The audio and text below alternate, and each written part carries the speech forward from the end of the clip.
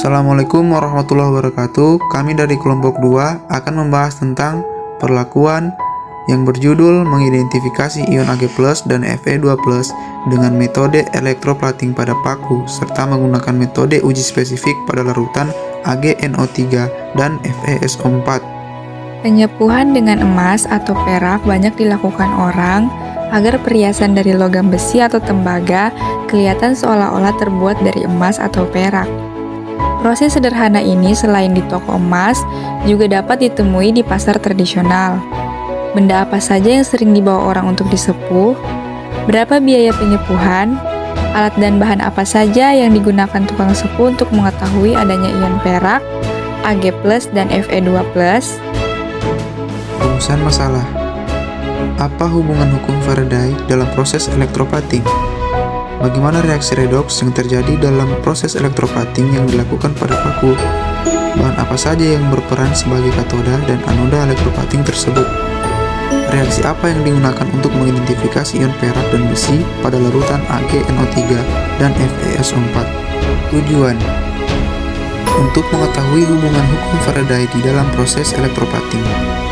Untuk dapat mengetahui reaksi redoks yang terjadi pada elektroplating paku. Untuk mengetahui bahan yang berperan sebagai katoda dan anoda pada elektroplating paku. Untuk mengetahui reaksi yang dapat digunakan dalam mengidentifikasi ion besi dan perak pada larutan AgNO3 dan FeSO4.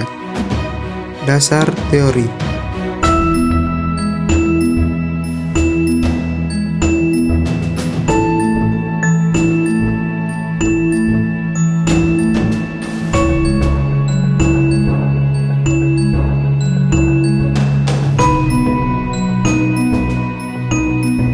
Percobaan yang dilakukan pertama adalah mengidentifikasi ion Ag+ dan Fe2+ pada paku dengan menggunakan metode elektroplating. Alat yang akan digunakan adalah kabel, kertas amplas, dan power supply. Sedangkan bahan yang akan digunakan adalah paku besi, logam perak, dan larutan AgCN. Preparase sampel yang pertama menyiapkan satu buah paku besi dan logam perak. Yang kedua, amplas paku hingga bersih. Prosedur kerja yang pertama, mengisi gelas kimia dengan 60 ml larutan AgCN. Yang kedua, menghubungkan paku dengan kutub positif pada power supply dengan plester dan perak dengan kutub negatif power supply. Yang ketiga, memasukkan paku dan perak tersebut ke dalam larutan AgCN selama 10 menit. Yang keempat, paku akan terlapisi oleh perak atau terlihat mengkilap. Selanjutnya, percobaan kedua yaitu mengidentifikasi ion Ag+ dan Fe2+ pada larutan AgNO3 dan FeSO4 menggunakan metode uji spesifik. Alat yang digunakan yang pertama rak tabung reaksi dan tabung reaksi, yang kedua adalah pipet tetes. Bahan yang digunakan yang pertama larutan AgNO3 dan larutan kedua CrO4. Preparasi sampel identifikasi ion Ag+ menggunakan uji spesifik. Yang pertama, siapkan larutan AgNO3, lalu siapkan tabung reaksi yang sudah diberi tabel. Prosedur kerja identifikasi ion Ag+ menggunakan uji spesifik. Yang pertama, masukkan larutan AgNO3 ke dalam tabung reaksi menggunakan pipet tetes. Yang kedua, masukkan larutan K2CrO4 ke dalam tabung reaksi yang sudah terisi larutan AgNO3. Lalu amati perubahan yang terjadi. Identifikasi ion Fe2+ menggunakan uji spesifik. Alat yang digunakan yang pertama, rak tabung reaksi dan tabung reaksi. Yang kedua, pipet tetes. Bahan yang digunakan adalah larutan FeSO4 dan larutan K3FeCN6. Preparasi sampel identifikasi ion Fe2+ menggunakan uji spesifik. Yang pertama, menyiapkan larutan FeSO4, lalu siapkan tabung reaksi yang sudah diberi tabel. Prosedur kerja identifikasi ion Fe2+ menggunakan uji spesifik. Yang Yang pertama, masukkan larutan FeSO4 ke dalam tabung reaksi menggunakan pipet tetes. Yang kedua, masukkan larutan K3FeCN6 ke dalam tabung reaksi yang berisikan FeSO4, lalu amati perubahan yang terjadi. Hasil pengamatan percobaan mengidentifikasi ion Ag+ dan Fe2+ menggunakan metode electroplating pada paku. Yang pertama, katoda atau paku. Reaksi yang terjadi adalah Ag+ tambah elektron menghasilkan Ag. Peristiwa yang terjadi adalah tereduksi.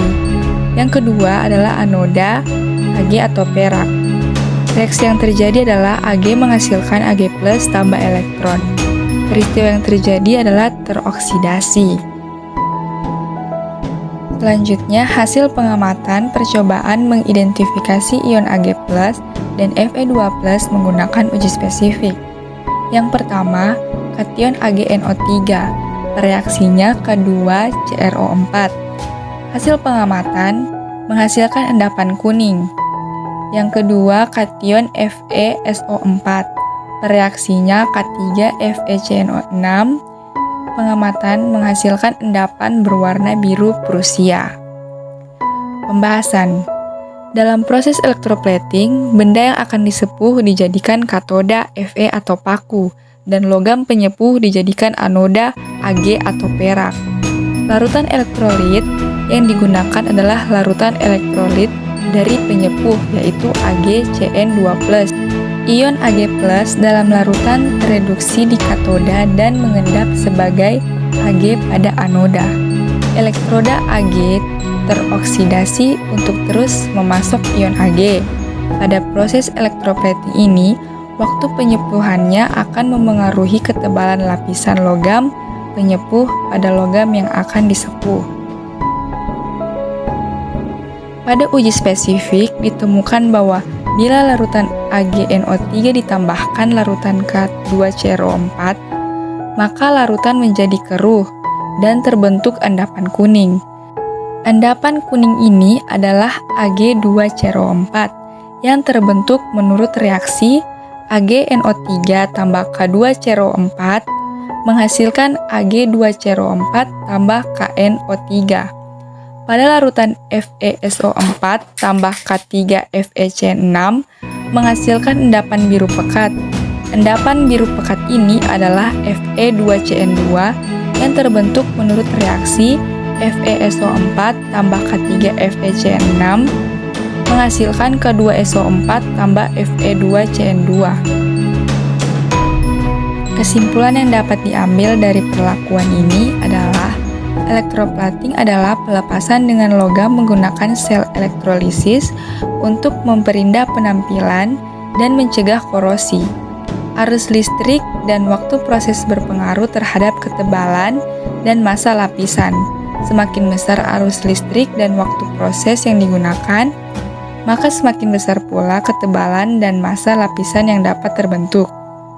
Benda yang akan disepuh dijadikan katode Fe, paku dan sebagai penyepuh dijadikan anoda Ag perak, di mana Fe akan tereduksi dan Ag akan teroksidasi. Reaksi yang digunakan yaitu reaksi uji spesifik. Baiklah, terima kasih. Sekian dari kelompok 2. Lebih dan kurangnya mohon dimaafkan. Wabillahi taufiq wal hidayah. Wassalamualaikum warahmatullahi wabarakatuh.